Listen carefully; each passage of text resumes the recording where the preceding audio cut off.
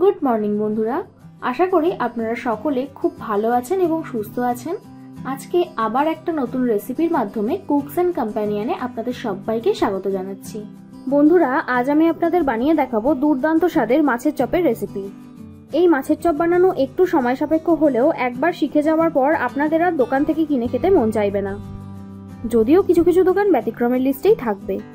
যাই হোক, তাহলে রেসিপিটা শুরু করি।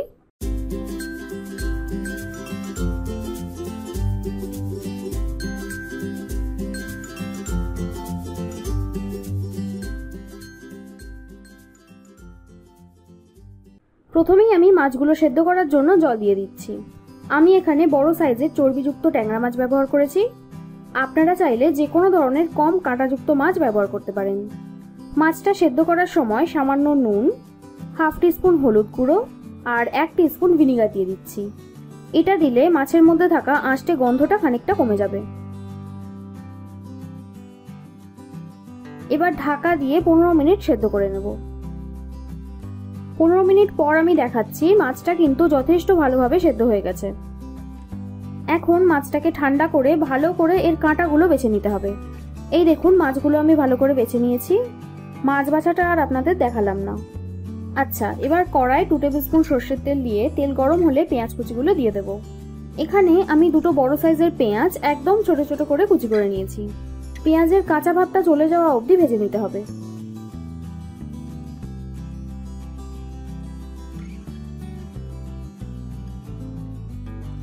তারপর এতে রসুন কুচি দিয়ে দেবো। রসুন কুচি আমি 1 টেবিল স্পুন নিয়েছি। 1 টেবিল স্পুনের জন্য 6 থেকে 7টা রসুনের কোয়া লাগবে। এটাকেও পেঁয়াজের সাথে হালকা করে ভেজে নেব।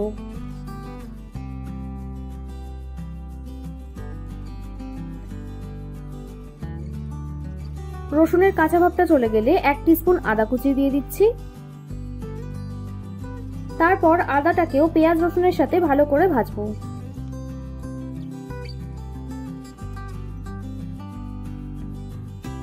আদার কাঁচা গন্ধটা চলে গেলে ঝাল অনুযায়ী কাঁচা লঙ্কা দিয়ে দেব।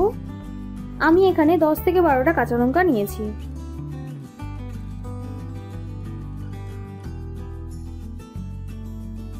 কাঁচা লঙ্কার সাথে 2 মিনিট নাড়াচাড়া করে হাফ টিস্পুন চিনি, 1/3 টিস্পুন কাশ্মীরি লঙ্কা গুঁড়ো, হাফ টিস্পুন ভাজা মশলা, হাফ টিস্পুন গোলমরিচ গুঁড়ো আর স্বাদ মতো বিট নুন দিয়ে দেবো। সাথে একটা আলু সেদ্ধ এইভাবে গ্রেট করে দিয়ে দিচ্ছি। আলুটা এখানে আমি বাইন্ডিং এর জন্য দিয়েছি, আপনারা চাইলে ব্রেড ক্রাম্পও দিতে পারেন। আর দিয়ে দেবো হাফ টিস্পুন গরম মশলা। তারপর সব শেষে বেছে রাখা মাছগুলো দিয়ে ভালো করে ভাজতে থাকবো।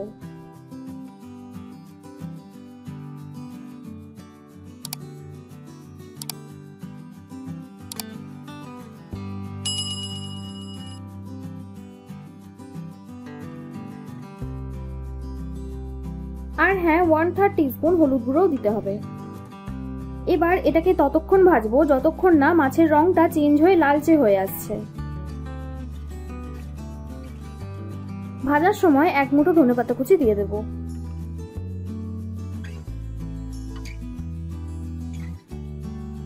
এই দেখুন, ভাজতে ভাজতে কিন্তু রংটা পুরো চেঞ্জ হয়ে গেছে। এবার গ্যাস বন্ধ করে মাছের মিশ্রণটা ঠান্ডা হওয়ার পর হাফ লেবুর রস দিয়ে দেব। আর দেব কিশমিশ এবং সামান্য ঘি।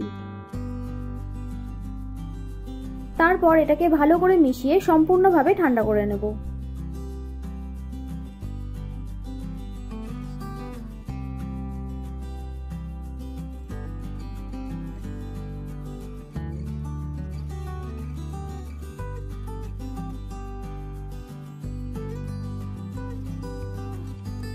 এখন ঠান্ডা হওয়ার পর 1 চামচ করে মাছের পুর নিয়ে চপের আকারে গড়ে নিচ্ছি। চপের শেপটা আপনারা নিজেদের পছন্দ মতো দিতে পারেন। এরকম একটা একটা করে সমস্ত চপগুলো গড়ে নিচ্ছি।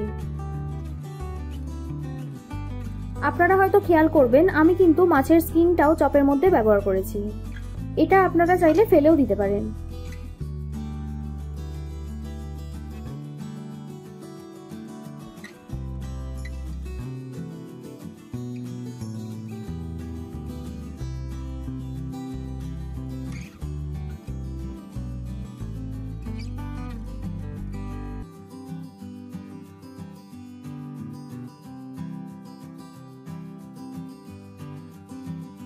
এই যে সমস্ত চপ গড়া হয়ে গেছে। এবার নেক্সট স্টেপটা হলো আউটার কোটিং করা। আচ্ছা, আমি এখানে 3টে বাটিতে ময়দা, কর্নফ্লাওয়ার আর ব্রেড ক্রাম্ব নিয়ে নিয়েছি। তারপর এতে সামান্য পরিমাণে গোলমরিচ গুঁড়ো আর নুন দিয়ে দেব।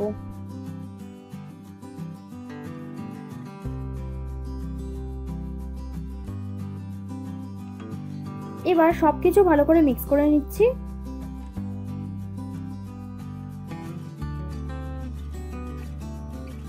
আর কর্নফ্লাওয়ারের মধ্যে সামান্য জল দিয়ে একটা পাতলা ব্যাটার তৈরি করে নেব।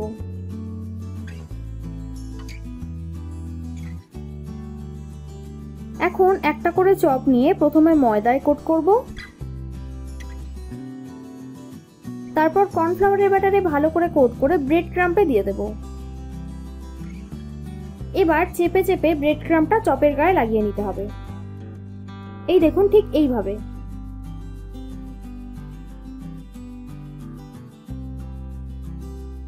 ব্যাস, তাহলেই কিন্তু একটা চপ তৈরি। ঠিক একইভাবে আমি বাকিগুলোও করে নেব।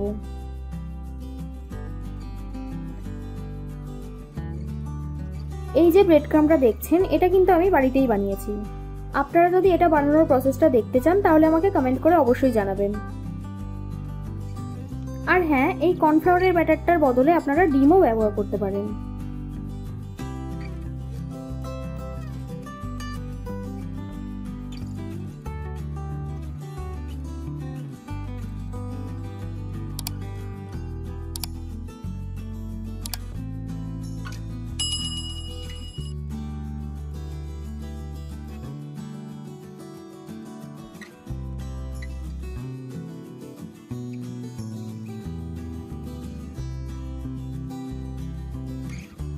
যাই হোক, দেখতে দেখতে বেশ অনেকগুলো তৈরি হয়ে গেছে।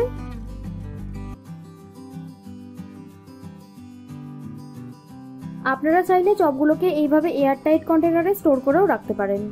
ফ্রিজে রাখলে 7 থেকে 10 দিন ভালো থাকবে, আর ফ্রিজারের মধ্যে রাখলে 20 থেকে 25 দিন ভালো থাকবে।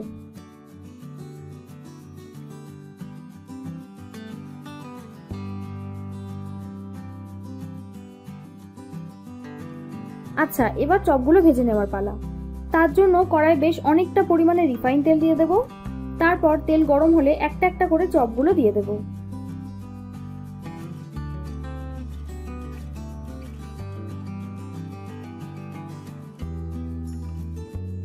এবার মিডিয়াম হিটে ধীরে ধীরে ভাজতে হবে। মাঝে মাঝে একটু এইভাবে উল্টে পাল্টে দেবেন।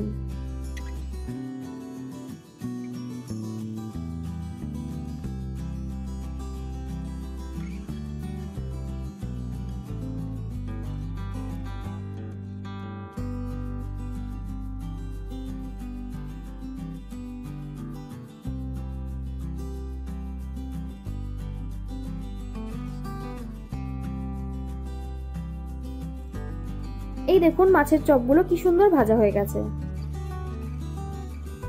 এইভাবে আপনারা একবার বাড়িতে বানিয়ে দেখবেন, এর স্বাদ আপনাদের মুখে লেগে থাকবে। আপনাদের যদি এই রেসিপি রিলেটেড কোনো প্রশ্ন থাকে তাহলে আমাকে কমেন্ট করে অবশ্যই জানাবেন। ভিডিওটা ভালো লাগলে একটা লাইক করবেন আর সাবস্ক্রাইব করে আমাকে আরো উৎসাহ দিন, যাতে এই রকম ভালো ভালো রেসিপি আপনাদের কাছে প্রতিনিয়ত আনতে পারি। আমি রান্নায় যা যা উপকরণ ব্যবহার করেছি সেগুলো আপনারা ডেসক্রিপশনে পেয়ে যাবেন। আমার বানানো রান্নাগুলো এতক্ষণ সময় নিয়ে দেখার জন্য আপনাদের সকলকে অসংখ্য ধন্যবাদ। ভালো থাকবেন, সুস্থ থাকবেন, আবার দেখা হবে নতুন কোনো রেসিপির সাথে।